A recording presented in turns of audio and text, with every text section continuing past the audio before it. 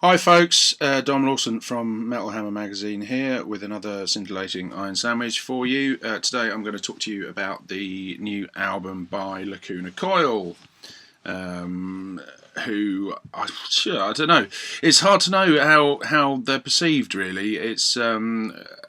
They're a band that certainly when they first came out, when the first album, is it called Inner Reverie, something like that, the first album came out,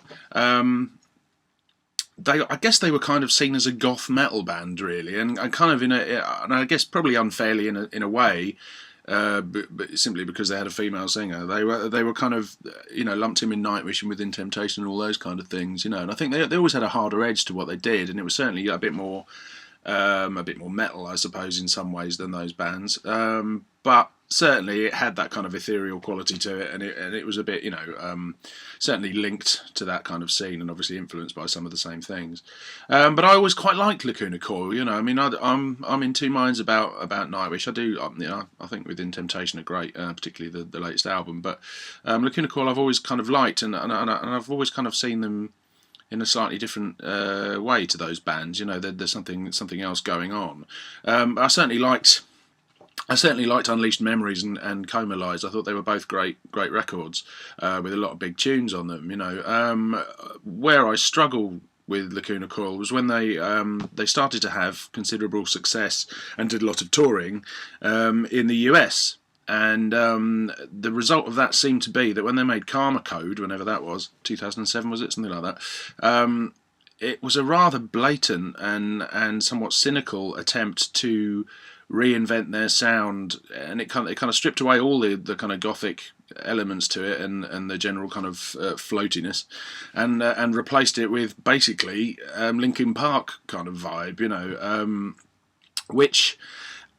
I mean, I detest Linkin Park with a passion. I think they're an awful, horrible, sanitised, banal load of old twaddle, and just really the epitome of awfulness in supposedly metal. I mean, there's nothing metal about them, frankly, but not my bag at all. And although Karma Code had one or two decent songs in it, I kind of lost interest in Lacuna Coil at that point. Even though I like their version of Depeche Mode's "Enjoy the Silence," I mean, it's a great song. So what are you going to do? It's I like Depeche Mode, so it's not really that I don't have a problem with. 2009, they released an album called Shallow Life. Now, I've got to be honest with you, I heard it at the time, but I couldn't tell you a single thing about it, so I'm guessing it wasn't a masterpiece. But I don't know, maybe I just didn't give it enough of a chance. So I can't even really tell you what they did on that record because it just didn't really linger in the memory particularly. But anyway, they are undoubtedly, certainly as far as Italy are concerned, they're a big band, and they're doing really well. They've definitely got a presence in the States, and they've got I guess they're on, not on MTV, but on rock music channels quite a lot. And obviously Christina Scabbia is a a noted figure and one of the more prominent women in heavy music, and that's obviously something to be pleased about, because she's very charming and obviously not entirely unpleasant to look at. So. Lacuna Coil have a lot going for them, to be fair, and I think they're although wasn't particularly fond of the way they changed direction or the what I would view as a somewhat cynical attempt to kind of pander to the American market. I think that there is something at the core of what they do that's very likeable. So anyway, they've got a brand new album which is out at the end of this month, and it's called Dark Adrenaline. I don't know, it's probably streaming somewhere, and you all heard it already. I don't know, but anyway, it's.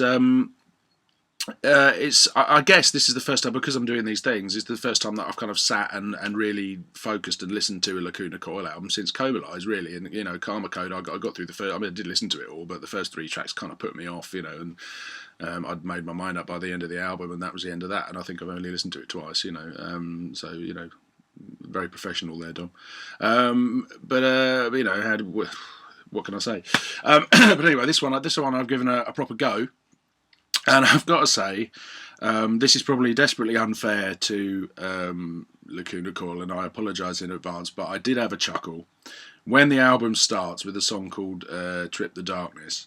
The first voice that you hear is a male voice, and I don't know if I'm the only person that it happens, but when you're listening to Lacuna Coil and a song starts with a male voice, you kind of go, oh, hang on a minute, am I listening to the right record? Because Christina's the singer. And then you remember that actually they've got two singers, and there's a fella that sings as well. Thingy, they call him. Thingy.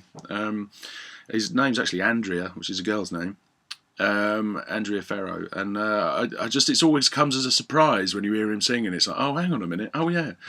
You know, not that, I mean, actually, unlike a lot of bands, they've not exploited Christina in quite the way that some bands do where they have a female singer. But you do always kind of, if you see promo photos of Lacuna Coil, you can always see Andrea kind of, you know, I bet he's thinking, look at me, look at me, look at me, I'm a singer. And no one does, of course, because everyone's looking at Christina, you know. But anyway, he's, you know, sorry, I just find it funny.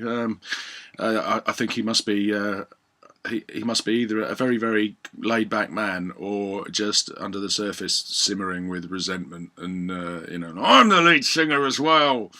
That's how I'd feel if it was me. But anyway, there you go. So anyway, the album kicks off. The production's huge. They've obviously spent a quid or two on this one, and I've got to be honest, it sounds great. You know, musically, it's still, I would say, in that kind of Linkin Park area of things. Now, it's heavier than they are, clearly. That doesn't take much. And Lacuna Coil have more style. They're not as bland as Linkin Park, and I'm not accusing them of that at all. You can hear their influences in there, and I guess you could say that the fact that they're obviously fans of Depeche Mode and Nine Inch Nails and things like that, that kind of stuff seeps in amongst the riffs. There's a lot of keyboards and effects and all those kind of things that go in that kind of combine with the riffs and the melodies to give them a sound that is recognisably Lacuna Coil, which is great. You know, it's not a total rip-off of anything. There are it's very anthemic, you know, there's a lot of big choruses on this album, and again, you could say it is very radio friendly, and so I'm not, you know, not accusing them of outright cynicism. I think it's, you know, why wouldn't you want to make music that connects with people and that has a big tune and that sounds great on the radio? There's nothing wrong with that, and I like tons of music that fits that description. And I think their biggest audience probably is in the States now, so therefore, you know, you'd be a bit mental to go back to doing what they were doing at the beginning of their career. But although I do kind of miss the slight hint of gothiness about stuff like Heaven's a Lie, which I thought was a wonderful song, and you know, other stuff that they did earlier on, for me, had a little bit more atmosphere to it, I guess. And now it's kind of very, very big production and kind of that MTV friendly metal stuff that's kind of aimed more at teenagers and angsty emo kids than it is at real metal fans, I guess, you know, but they've always been a band with a commercial edge to what they do, and they've always had big tunes. So, you know, it's kind of, that's the way they've evolved, and that's that. You know, fair enough. I think there's some brilliant songs on this. I've just got to check the titles of them. I can't remember what's it called. There's one called Kill the Light, which I really liked, and another one called Intoxicated that I really liked. I think, you know, there's no songs in it that make you think, oh, this is terrible, and I like it a lot more than Karma Code. I think, you know, I can't remember Shallow Life, so who knows if I like it more than that or not. But I think that it's got a lot going for it. I think you have to be a Lacuna Coil fan, or certainly somebody that's into that kind of big commercial, polished, you know, radio friendly metal to really get into this. But it's, you know, it's big on tunes, this, you know. I mean, it does still have a, you know, elements of, I'd say it's not a million miles away from Paradise Lost in some ways, you know. It's just not quite as, it doesn't have that darkness at its core that kind of makes it appeal to people that like the heavier end of the metal scene, you know. And it has another cover version on it. Now, there was a time when metal bands doing cover versions of unexpected things like pop songs and stuff was a novelty, but it's now so predictable that, you know, that bands kind of endless bonus tracks on albums, or sometimes, you know, tracks on the main album, or special editions or B-sides or whatever people do. Everyone fucking does it now, you know, and everyone does a Duran Duran song, or a, you know, something from the 80s, or, you know, or some kind of, you know, really popular song that you think, ooh, interesting juxtaposition of metal and pop there, you know. But this time round, Lacuna Coil have done REM's Losing My Religion. Now, it's not my favourite REM song. I do like REM, but some of their stuff, I mean, they released a lot of stuff. Some of it brilliant, some of it awful. But Losing My Religion, not a particular favourite, but also it has been done by a metal band before, although a metal band obscure enough that I don't think anybody in Lacuna Coil or at the record label will give a shit. I think there's a band called Graveworm actually did a version of Losing My Religion, which wasn't very good. But Lacuna Coil doing it, it's almost too obvious, really. The song's called Losing My Religion, so it's got that kind of slightly melancholy, kind of disillusioned kind of vibe to it. They've rewritten. I mean, they've done quite a major reconstruction job on the musical side of that song, and it's not like a straight cover of it.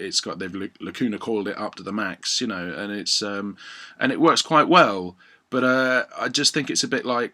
Enjoy the Silence is obviously a song that they play at every show, and that was a big kind of TV and radio hit for them, and they've kind of gone, right, what else can we do that's like that, and they've picked Losing My Religion by R.E.M., and although it kind of, I don't know whether it suits them or not, but it does feel a little bit cynical and a little bit like pandering to what the audience is already approving of, really. It's not as good as Enjoy the Silence by any stretch of the imagination, but then it's not as good a song as Enjoy the Silence. So, but it doesn't sound incongruous on the album. It fits in nicely enough, and once you get over the novelty of them singing an R.E.M. song, it just sounds like another Lacuna Coil song. To be fair, they've done a good job of making it their own, as they say on certain television programs that I definitely don't ever watch. Honestly. So there you go. It's called Dark Adrenaline. It's out on Century Media Records, I think, on the 23rd, which is Monday, isn't it? And I don't know. I can't say that I dislike it at all. I think it's a pleasant record to listen to. It doesn't excite me. It doesn't make me want to smash anything or to bang my head or anything. But it's got some really catchy tunes on it. It's got a hell of a lot more substance and depth to it than something like Evanescence or and I prefer it a great deal to the Nightwish album, which is brilliant in its totally ludicrous, just totally over the top kind of vibe throughout. It's just insane. It's like a Disney film, Disney ABBA kind of meets metal thing going on, which is bonkers, but not something I really want to sit through particularly. Whereas Lacuna Coil, I think it's you stick it on, you kind of whistle along with some of the tunes, have a chuckle at Andrea Ferro every now and then, and go, why they're doing R.E.M., and then it ends and it's kind of like, yeah, it's all right, it's quite good, and if you're a fan, I think you'll love it. Christina's voice is great as always, and it's a very well produced record, so it's not something that I feel inclined to slag off, because I think it's within what they do, it's excellent, and it's certainly the best thing they've done since Coma Lies. So I reckon if you're into this kind of stuff, if you're into the band, then definitely get it, because it's a winner. But if you're not, and you've already lost the will to live listening to me rambling on about a band you don't like, not sure why you do that, but there you go, then don't get it. That's what I say. So there you go. Thanks for watching this bollocks, you poor sods, and hopefully another one of these tomorrow if I can be asked. So cheers, have a splendid day, afternoon, evening, whatever, and heavy metal. Cheers.